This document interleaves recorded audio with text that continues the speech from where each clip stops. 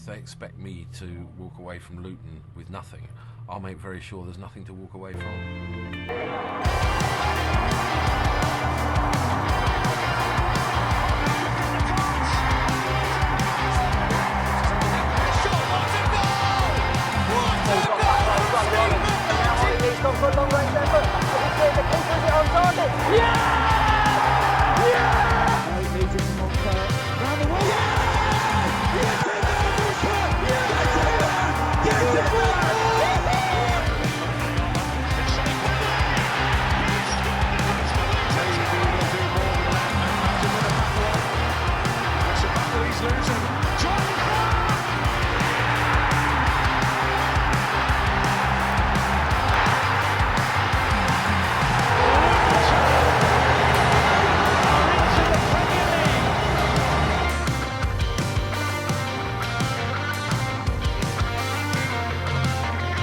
Hello and welcome to the Oak Road Hatter podcast for a special episode where we take a deep dive into the club's promotion to the Premier League and the kind of impact it has had on the local community and the impact it will continue to have.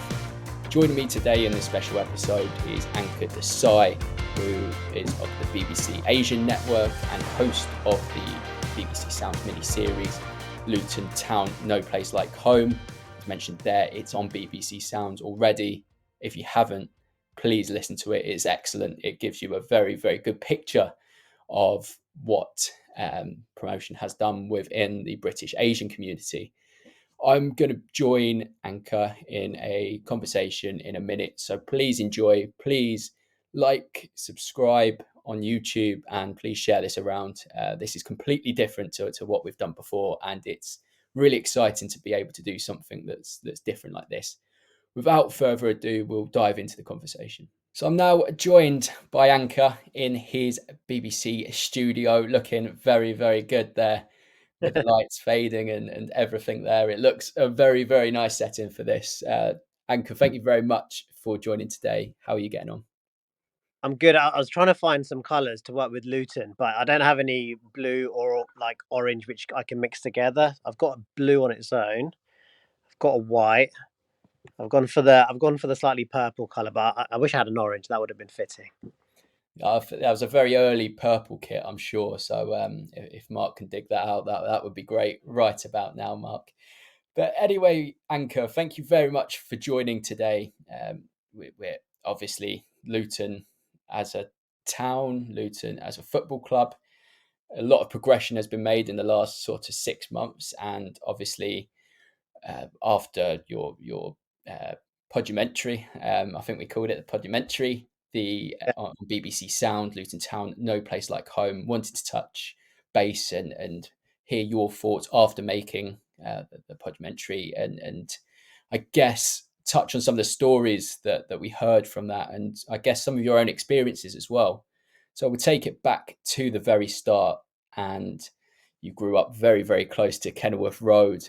What were your earliest memories of the club? Yeah, so it was a stone's throw away from where we used to live on Warwick Road East, I think it was.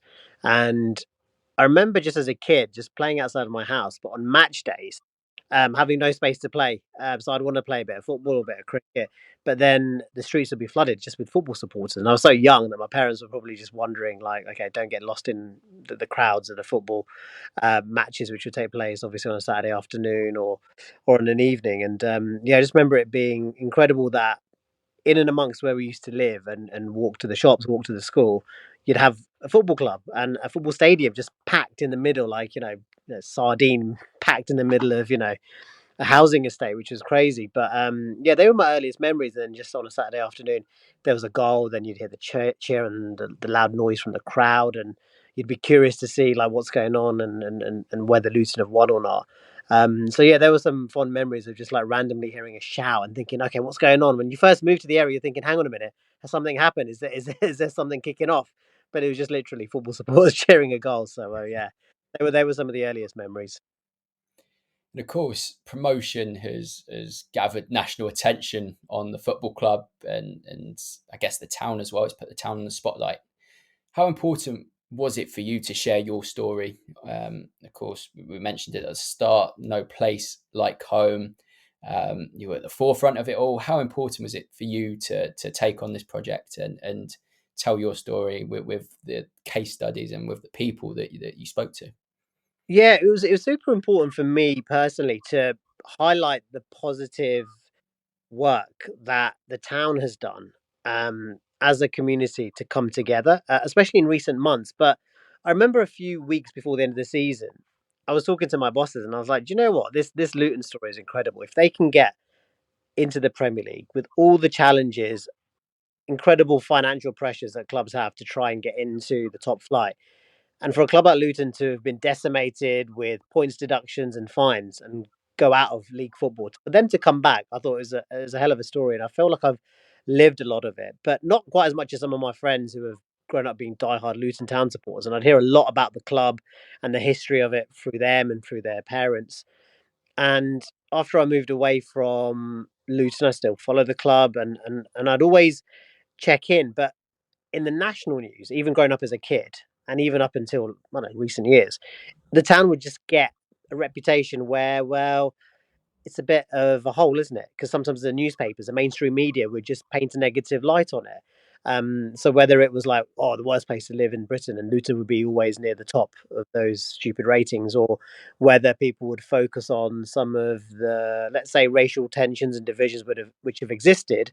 It's not to deny that, but people would focus on that. And I was like, well, actually, no. I grew up in Luton, in an area where it was very multicultural. I actually then moved to an area which was less multicultural, but I was made to feel welcome, and I've got friends from different backgrounds and communities. And growing up, I had a great time growing up in Luton. So people need to know about that. And behind all of that, and something that's underpinned all of that, has been the football club and the rise of the football club from where it was. And I feel as though that, as well as the people of Luton, have really helped build Luton up to where it's at today as an aspirational, motivational town where your dreams can come true. And I think that the football and the synergy between the people of Luton has really come to the ball and the attention of not just the national media but the world's media. And you mentioned there, you gave an intro to racial division in, I think it was the second episode.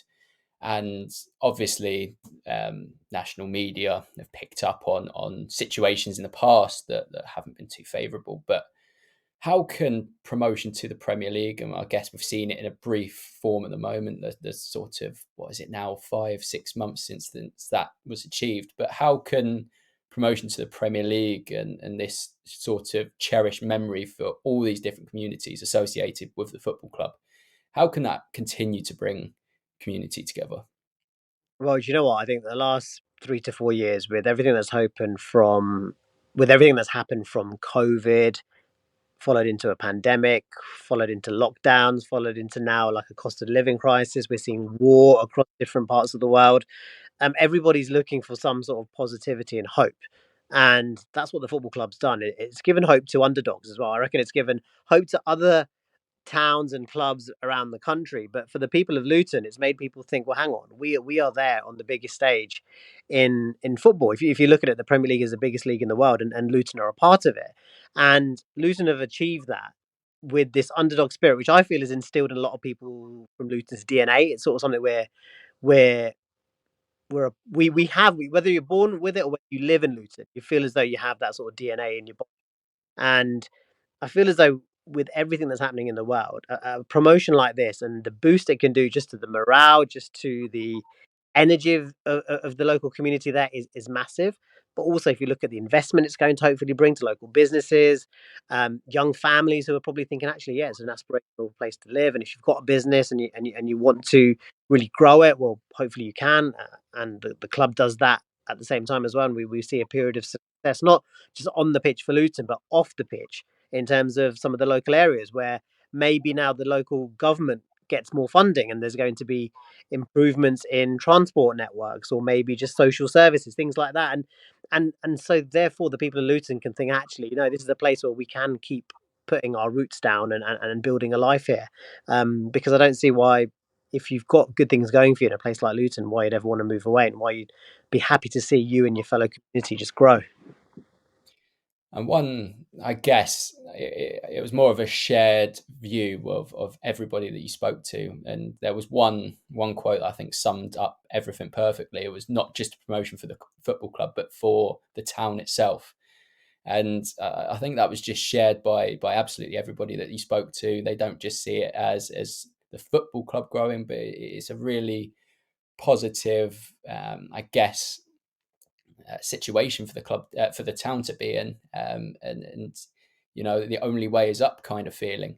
Going on to one of the people that you spoke to, Kailesh Karavedra, who's one of the investors in Luton Town Football Club, who lived out in California. One question I want to ask you about him was that he's had this obviously deep affection with the club, deep connection to the club, even when he has been away.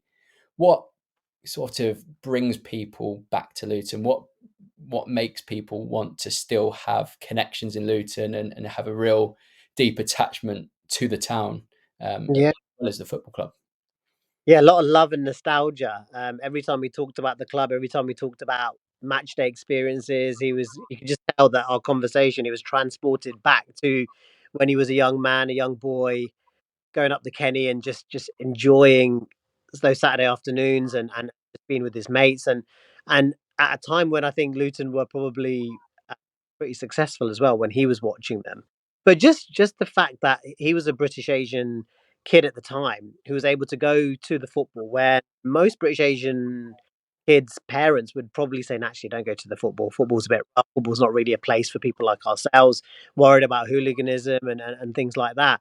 And he said, no, actually, I used to love going to the football and found it was a safe experience for me. And I think that's also reflected now in terms of why he wants to invest in the club and how he sees more Asian faces at the football. Because I've had so many people on my program who are Luton Town fans, have grown up in Luton, and sort of supporting, I don't know, a big London club like an Arsenal or a Tottenham or a Chelsea or something like that, or even one of the Northwest clubs like a Manchester United or a Liverpool.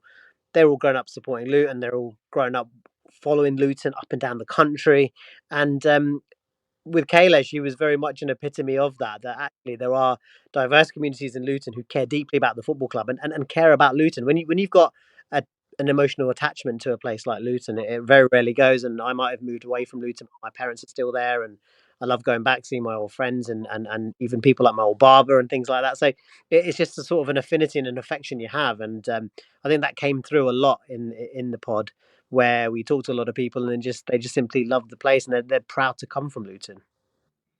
And going on to somebody else you spoke to, somebody that we at Oak Road Hatter have also spoken to about the work that he does, Mustak Koi's community ambassador for the club.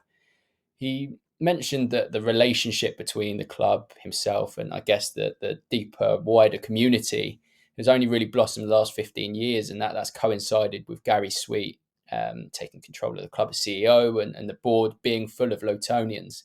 Do you think that's massively important as to why that relationship has flourished the way it has? The fact that we've got custodians of the club that are all, I guess, from Luton, love the town, and obviously love the football club. Do you think that's the major driving force? Yeah, I think that's been key. I mean, what they did when they came into the club, Gary Sweet and the consortium with the likes of Nick Owen as well, who actually works about what a 10-second walk away from the desk. So I work up in here in Birmingham. Um, what they did is they tried to re-establish the club, and they tried to connect with a community which had felt for so long that it had been ignored. So, you've got a football stadium in a hotbed of a British Asian, British Muslim predominantly community, where people are religious, they go to the mosque every week, yet they don't go to the football stadium, which is literally a stone's throw away. And they built a connection where it felt as though they really cared about the community there, which had probably been ignored for so many years. And so they started talking to people who are running the mosques, imams, religious leaders, speaking to people to make them feel that actually sorry, to make them feel that the football club is a safe space for them as well, and that they are welcomed. And they started community projects, which Mushtaq's been involved with, but also, match day experiences where they were handing out free tickets to people from the local mosque or some of the local schools, which are predominantly populated by British Asian students. So by engaging with the local community rather than ignoring them, that was a massive positive, and building trust as well. Because I reckon for so many years, maybe the community felt as though they couldn't really trust a football club that had never really reached out to them. So that sort of harmony and that connection has been established, and that's why you now see so many more people interested in the football club who don't come, who probably never used to come to football matches. You're now seeing that change, and you're seeing the club working together with some of the local businesses as well. And I think when the football stadium moves away, I think they're still going to try and find a way to make sure that those businesses in that local area is still supported. And I think that's going to be super important. I think the local community have built a relationship with the club, and so they can trust that the football club will make the right decisions going forward. That's a really interesting point you make about obviously Power Court, a very exciting project for Luton fans, but also I guess there's an element of maybe not fear, but an element of how are we going to ensure that the relationship between the club and the community can stay as strong as it is at the moment. Obviously, moving away from Berry Park and sort of more central based. Do you think that could be a struggle to maintain those links, or do you think because of how the relationship's blossomed, the relationship has strengthened, do you think that you'd back the club to ensure that the community is still at the forefront? Yeah, I'd like to think that there are conversations which are already taking place. So hopefully that if there have been any fears or worries from the local community, that they've been able to raise them with the club, and the club have been having conversations with them to suggest ways where they will continue to work together. So, for example, if you're a local business in that area, and you feel as though you might miss out on that match day revenue, then maybe there could be a possibility where the football club says, "Okay, by Power Court, we'll give you some spaces which you can come on match days, and so whatever business, whether it's food, drink, whatever it is, you can still be part of our match day experience, and have a store there, or open up a shop nearby or something like that, maybe at more, I don't know, favorable rates. I'm not off the top of my head right now, but as long as those sort of conversations are happening with sometimes maybe the local chambers of commerce, the business leaders in the local area as well, as long as it's a fair and transparent process, then hopefully that will help. But I think, just by showing some loyalty to the local community, which they've shown to the club, I think will go a long way. And I think because it's been going well for so many years, hopefully it continues to do so in the future. Going on to something we spoke about just before we started recording, one of the things I found most powerful and one of the most moving stories, Imad Dawood and a former EDL member, Darren Carroll. Imam Dawood reached out to Darren, who obviously formerly of the EDL, for a conversation, for a sit down to talk through things. And it was the start of a relationship between the two, a friendship, and to this day they remain good friends. Darren's brought him to Kenilworth Road a few times as well, and I guess it's just a powerful example of how conversations like that, how actually mixing within the community can bring about positive change. Yeah, absolutely. Darren, I spoke to a few years ago when I was doing something else for another BBC network, and he talked about his journey, and how he had started just learning more about himself, learning more about other cultures, communities, and the fact that he was willing to welcome someone like Dawood, who, again, you would traditionally not expect someone like Dawood to have had an interest in football or felt welcome or safe at the football, because for so many years, some of the community tensions which had existed, that there was talk of segregation within communities, and conversations like this have showed that actually those bridges have been built. And for so long, I think when there had been that fear of the other, that seems to have changed. That greater education, there's greater awareness, there are greater community partnerships which have grown. And rather than thinking, oh, okay, we can't live side by side, we can actually live side by side in a harmonious manner, and go to the football and just go in on a match day, having a curry, having a I'd say a drink, a non-alcoholic one, as well, and I think some of those, I suppose, values which have been respected, from both sides as well. I think that that's really shown that actually conversations which probably would not have taken place 15, 20 years ago, started taking place, where people are understanding more about each other's communities and doing it in a respectful manner. And the fact that you can see an imam on a match day at Luton Town, wearing his traditional attire, is lovely. And seeing the conversation that they've got and the friendship they've got now, it is a sign that despite some of the dark times Luton might have faced from a social perspective for so many years, that seems to be changing and has changed. And that was a lovely example of that community cohesion and spirit, which was quite endearing, actually. Yeah. And the last, I guess, case study, the last example, last person we'll talk about here, because I don't want to give everything away. I do want people to head to BBC Sounds and listen to themselves, because there are some wonderful stories, wonderful sort of eye-opening stories like the one we've just spoken about. But making sure that promotion to the Premier League is a lasting legacy is something you spoke about in the last episode. And I think it's well documented that Asian people are underrepresented in football. That's from the playing side to the non-playing side as well. I think that's something that everybody can agree on. Do you think that Luton Town winning promotion to the Premier League, having the community ties it now does, do you think that opens up a clearer pathway for British Asians to get involved in football, both, as I said before, both from a playing and non-playing side of things? Yeah, you'd like to think so. There are some people in Luton doing some great work within the community. For example, Luton United, who we feature on the pod. There are other football coaches who I know who are from Luton and working at other football clubs in other parts of the country. But so many of them I know think that actually Luton's promotion to the Premier League is an opportunity for them to work from home effectively. You can pretty much be working for a football club, whether you want to be a coach, whether you want to work an administrative role. But of course, the dream is to be a player for so many young kids. And if you think that actually, if you could get into the Luton Town Academy, you are literally one step away from playing Premier League football, playing top flight football, playing against the likes of Erling Haaland, Mo Salah. If you can make it at Luton Town, then you could potentially make it as a professional footballer in the Premier League with the eyeballs of the world on you. And a lot of people are now thinking, actually, yeah, rather than having to go to an academy which is in London or which is miles away in another part of the country, you could pretty much find that opportunity on your doorstep. And I think there are lots of people within the British Asian community in particular who are so passionate about football, and they are working in football. And I think this is a massive opportunity for them to explore, because for so long I grew up in Luton and played a lot of cricket. And cricket was the sport for so many British Asians who were probably second generation or first generation.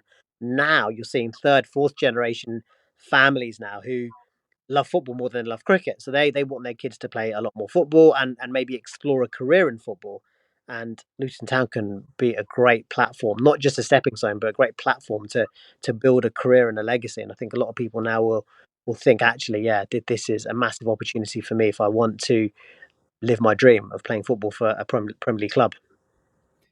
And going on to the playing side of things, obviously now 9 games into the Premier League, it's been a whirlwind so far. You were at the first game. You were at the first game at Brighton, obviously conducting a few interviews there, but also enjoying the football. What did you make of that occasion? Could you feel the kind of relief of Luton fans going through the emotional roller coaster that they've gone through? Did you sort of sense that relief and obvious excitement in the air? Yeah, sense of pride as well. So much pride in where the club has got to. For them to be playing a Premier League match, for them to score in their opening Premier League match, which I thought was a great moment as well. And the penalty was right in front of the Luton Town supporters who were making so much noise all afternoon. Um, yeah, that was cool. And then speaking to some of the fans on the way to the match, on the way home as well. Just happy. I mean, I know they'd lost, but at the same time, just happy that this is going to be 38 games of Premier League football and back in the top flight where so many of the club supporters feel as though Luton belong. And I think optimism as well, because in that opening game, it was 2-1 with about 10 minutes to go. And they lost a bit of steam. And then subsequently watching some of the games since, it's not like they've been blown away and they've been competitive. And then seeing them scrap and pick up late points like the one like the game against Forest, for example, they're showing a lot of character. and you feel as though they're actually learning very quickly on the job what it takes to be a Premier League footballer and Premier League club.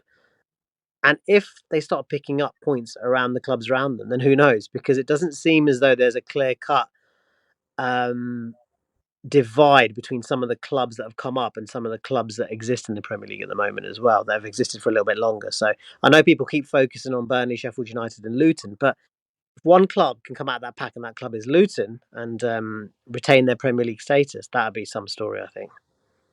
And then obviously, I guess the next major development was the first home game.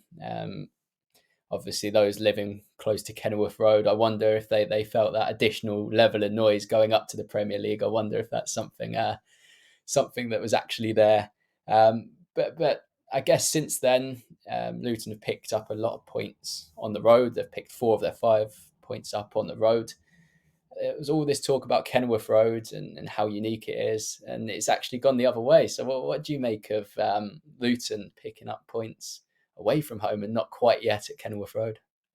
Maybe the players are feeling that pressure and expectation more at home because, like you said, everyone said, okay, this is quite a unique stadium. So how are clubs going to adapt to it? I mean, how are Luton adapting to it as well? Because you've got now a very different looking stadium on one side, in particular, because you've got all these extra broadcasters. You've also got, so like that first home game, I just remember Jamie Carragher and Gary Neville literally walking through the back gardens of some of the residents there because everybody's just so.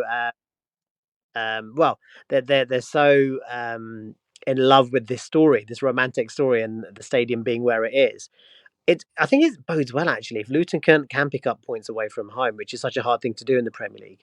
If they just start building, I don't know, building some results, get that first home win, I think that would be massive because I think the energy of the stadium and the people in town, I think will be amazing. If it's like a 3 o'clock game and they've picked up 3 points against a team who have a bit of a Premier League reputation, let's say, not one of the teams around them, but one of the, let's say, top 10 teams, for example.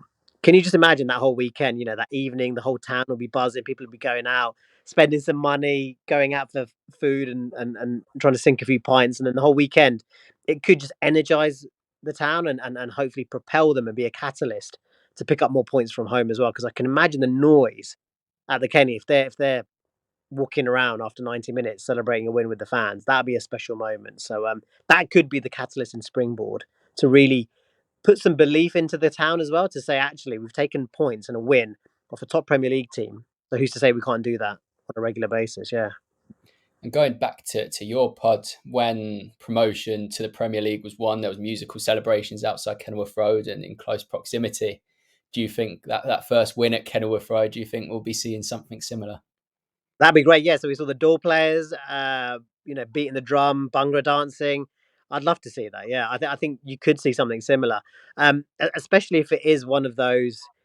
If it's one of those wins against a really top club. Can you imagine if they knocked off a club like a Man United, who are struggling a bit let's be honest, they're struggling to string results together. But if they could pick off a really big scalp like that, I think it would just make headlines, wouldn't it? Luton Town picking off one of those sort of Champions League challenging teams. I think that'd be pretty special. So you'd see everyone dancing. I think you'd see the music blaring from a lot of the houses in the local area as well. Yeah, it'll be a special moment, that's for sure. Well, Ankur, thank you very much for joining me today. Of course, as we mentioned at the very start, Luton Town, No Place Like Home is available now on BBC Sounds. Please check it out if you haven't already. Some of the stories we've touched on already, there are even more. It's just a very good representation of the community at Luton. And like me, I'm not actually from Luton myself, so a lot of these stories, a lot of what was said on the pod, I'd never come across before, and I guess kind of surprised about. So please check it out. From Luton or not from Luton, it makes you feel proud to be a part of this club, and I guess part of the community in the way that we all support this club and we all go to Luton on a very regular basis. But a big thank you, Ankur, and a big thank you to everyone that's tuned in to watch and listen today. Nice one.